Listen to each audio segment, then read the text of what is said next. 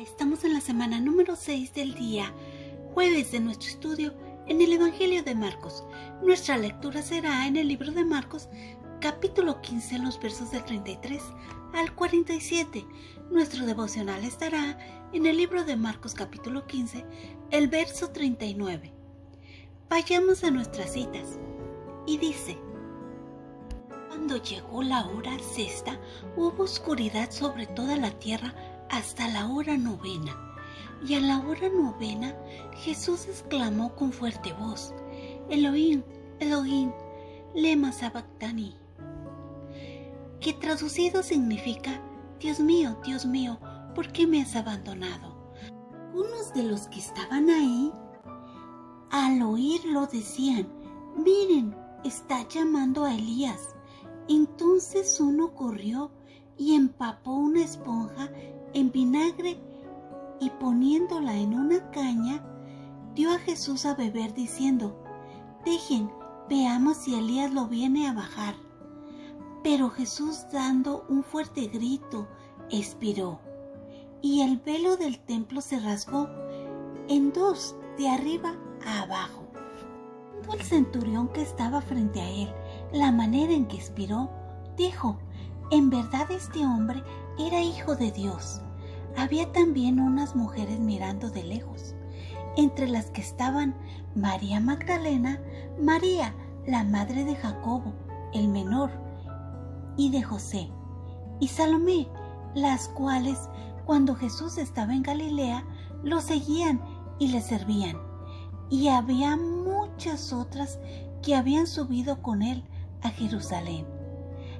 Ya al atardecer, como era el día de la preparación, es decir, la víspera del día de reposo, vino José de Arimatea, miembro prominente del concilio, que también esperaba el reino de Dios, y llenándose de valor, entró a donde estaba Pilato, y le pidió el cuerpo de Jesús.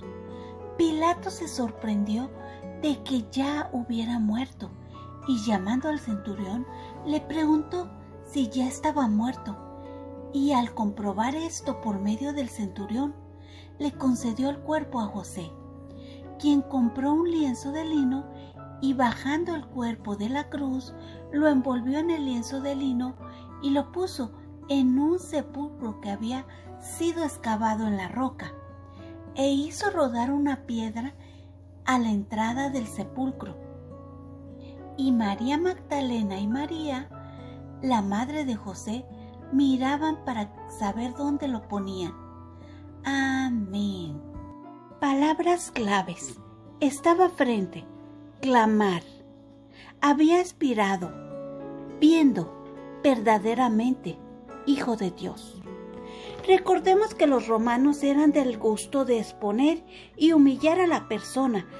Bien, eso era una forma de educar a la gente, de hacerle sentir miedo. Recordemos que ellos tenían esos coliseos gigantes donde soltaban a la persona y soltaban a los animales después. Y de esta forma le enseñaban a todos los demás que veían que ellos pudieran ser los siguientes. Al iniciar este estudio dice que era la hora 3 cuando crucificaron a Jesús. Ayer leíamos que fue llevado cuando Jesús fue al pretorio, fue azotado, fue golpeado. Recordemos ayer que él fue golpeado severamente. Y para poder entender bien lo que pasó en ese momento, voy a leer algo muy importante. Yo lo escuché por voz del pastor Brian, pero es exactamente esto mismo. Y dice así, que Jesús tuvo que soportar flagelamiento. Se utilizaban en aquel entonces unos látigos pequeños con varias cuerdas de cuero, tejidas de diferentes longitudes. Hacían unos pequeños nudos. En estos pequeños cuerdas incrustaban cuentas de hierro, trozos de huesos de oveja, y esto era para lastimar a la persona. Al azotarle, la víctima se le quitaba quedaba prácticamente sin ropa de la parte de arriba y era golpeada severamente con este látigo. La severidad de los golpes dependía de la crueldad de la persona, del soldado, quien trataba o debilitaba a la víctima para provocar ese estado de colapso. Los soldados golpeaban repetidamente en la espalda a sus víctimas con este látigo y estas cuentas de hierro que causaban profundas contusiones, y la trenza de cuero cortaba la piel y el tejido subcutáneo. Mientras era flagelado, continuaba la laceración desgarrando los músculos, causando una gran pérdida sanguínea. El dolor y la pérdida de sangre generalmente ponía a la víctima en una etapa cercana al shock ambulatorio. Jesús fue azotado severamente. No se conoce el número de los latigazos, pero de acuerdo a la ley hebrea de la época, probablemente fueron cerca de 39. El tiempo que el sentenciado soportaba variaba entre 3 horas y 4 días. Tenía una relación inversa de acuerdo a la severidad del flagelamiento. Si el castigo era relativamente suave, los soldados romanos apresuraban la muerte rompiéndoles las piernas por debajo de las rodillas. La profecía de Isaías dice: «Cómo se asombraron de ti muchos, de tal manera fue desfigurado de los hombres su parecer, y su hermosura más que la de los hijos de los hombres. Y que lo azotaron, lo golpearon, y murió en 6 horas, que hasta Pilato se sorprendió de que Jesús se hubiera fallecido». Jesús se convirtió en el Cordero que quita el pecado del mundo. Como recordábamos semanas pasadas, cómo los israelitas hacían el sacrificio para el perdón del pecado. Llevaban un animalito, y esto se instituyó poco después de ser liberados de Egipto, donde tomaban la vida de un corderito que no tuviera defecto, y marcaban con la sangre de este corderito el dintel de las puertas, para proteger a los primogénitos del ángel de Jehová, para que el ángel de Jehová no entrara a esa casa. Posteriormente, el sumo sacerdote entraba una vez al año al lugar santísimo y hacía la ofrenda para el perdón de los pecados del pueblo de Israel. Y lo que nosotros estamos por presenciar es Jesucristo. Jesucristo fue el Cordero y fue la ofrenda perfecta para el perdón de los pecados, pero no solo del primogénito, no solo de Israel, sino del mundo entero, de toda la humanidad. La Biblia dice que Él es el camino, la verdad y la vida. Nadie llega al Padre si no es a través de Él. Recordemos estos días, ellos estarían haciendo los preparativos que los llevaban a la Pascua. Así que tenían que buscar un corderito que no tuviera defecto, le sacaban la sangre, la grosura, preparaban el pan sin levadura, y esto es porque la levadura leuda la masa. Esto lo podemos ver en el libro de Gálatas y en uno que otro libro más. Esto quiere decir que es como que echa a perder la masa, la infla, le da una falsa apariencia.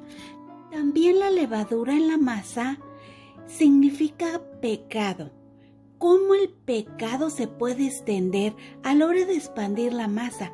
De esa forma, el pecado se extiende y puede salirse de control. De esta forma, el pueblo de Israel hacía estos preparativos para recordar el día de la Pascua y cómo Jesús murió a las 6 horas de haber sido crucificado. Para ser exactos, a la hora 9, casi en vísperas de la Pascua. De esta forma Jesús tomaría el lugar del Cordero y se convertiría en la propiciación de nuestros pecados, cumpliéndose la palabra. Hoy el estudio me hace reflexionar en cómo en aquellos tiempos la maldad era mucha y no varía a lo que es ahora. También me hace reflexionar en cómo le han restado importancia al pecado y lo han instituido como si fuera una regla, sin ni siquiera tener eso que se necesita, ese acto de arrepentimiento. También me hace reflexionar en cómo Jesús trajo luz a este mundo caído y cómo nos dio la oportunidad de que nosotros pudiéramos tener un mejor futuro.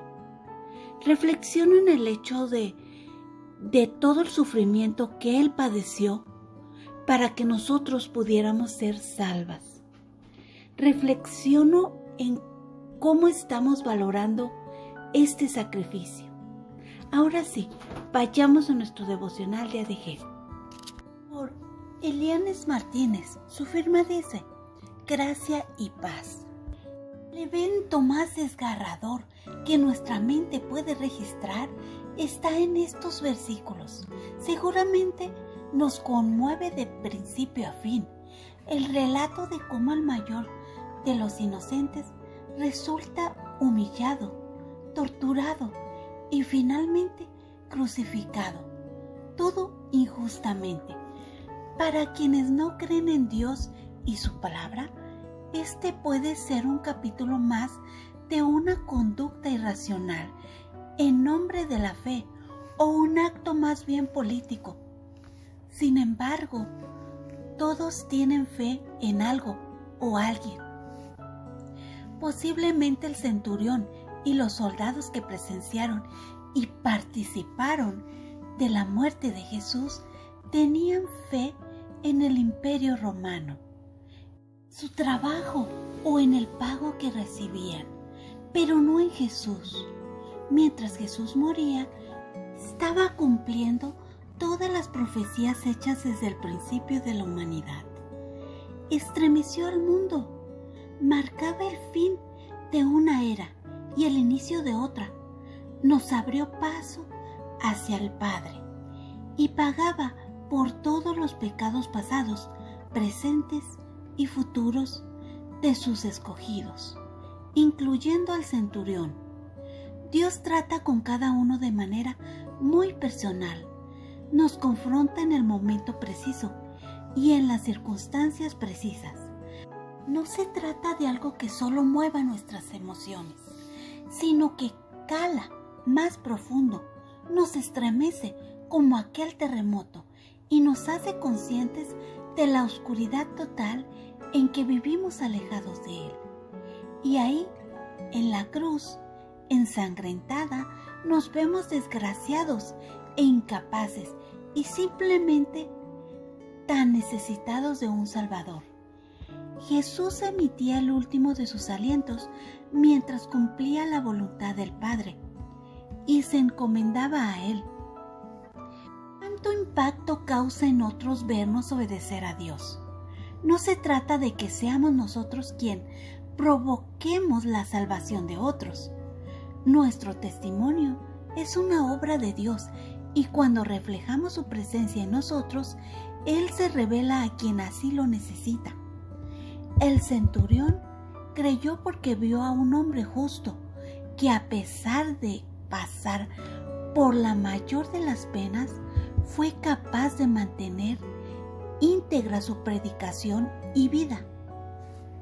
Si empujáramos nuestra imaginación hasta el día de la resurrección, veríamos seguramente al centurión doblemente maravillado y comprobando la veracidad de sus conclusiones. Jesús era el Hijo de Dios.